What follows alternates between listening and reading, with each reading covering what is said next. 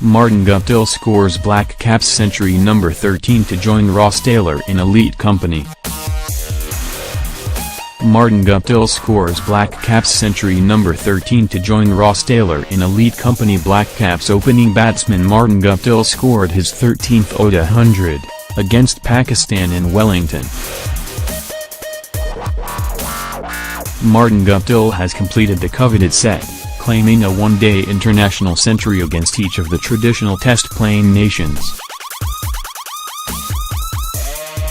His 100 from 126 balls against Pakistan on Friday afternoon at Wellington's Basin Reserve ensured that Guptill had reached three figures against each of the other 9 traditional test giants. It was his 13th century in ODI cricket, but his first against Pakistan. It came at the 22nd attempt against New Zealand's subcontinent rivals. Martin Guptill adjusted well to the pace of the slow Wellington pitch. Guptill joins a small, elite group of cricketers to have scored ODI centuries against each of the other 9 full-member nations, including his Black Caps teammate Ross Taylor, who achieved the feat in 2017. Ricky Ponting, Herschel Gibbs, Sachin Tendulkar, Hashim Amla, Virat Kohli, Ab de Villiers and Upul Tharango have all scored ODI tons against their 9 test-playing rivals, with Guptill just the 9th member of the group. Guptill now has an ODI century against each of the other 9 traditional test-playing nations. With Afghanistan and Ireland added to the test ranks, the statistic will need some tweaking in future, but it is a long-envied feat showing the batsman's strength against all comers.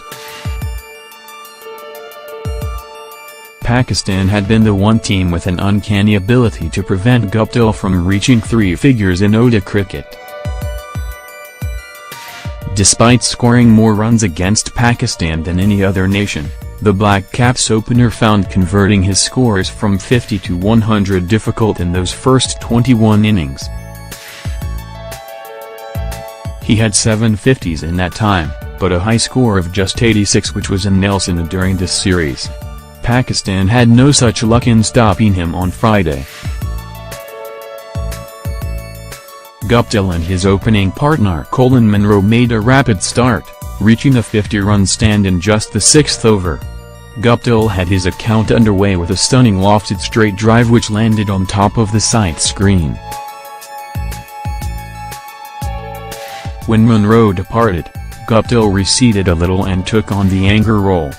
On a wicket that stuck, timing was at times hard to find but Guptill waited on the ball and picked gaps when he could. He and Ross Taylor negotiated the middle stages with patience, respecting some tidy bowling before unleashing as the 40-over mark drew near. Guptill was fortunate to survive when, on 72, he should have been run out by Fahim Ashraf. Guptill rose high to block the ball into the offside before taking off to run. Taylor sent him back, and as Guptill turned he slipped, meters away from the crease. Fahim picked the ball up and from point-blank range he fired wide of the stumps when he could have easily run in and knocked the bails off. Crawling back to the crease, Guptill was able to breathe a deep sigh of relief. It sparked him to up the ante and bring up his century a few overs later.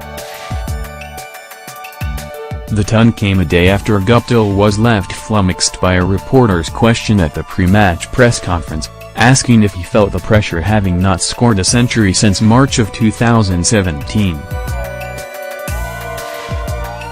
He gave a diplomatic answer following that query, but let his actions do the talking the following day. The so-called drought is over. Guptill ended with 310 runs in the 5-match Pakistan series, at 77.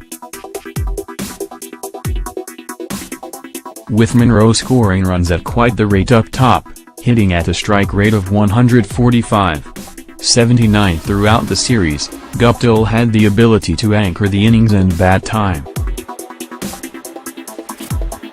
That freedom resulted in 2 scores of more than 50 in 5 games, getting rid of some of the rust he showed during the 2020 series against the West Indies after an injury layoff. New Zealand ended with 271-7 in the first innings, leaving Pakistan needing 272 for victory.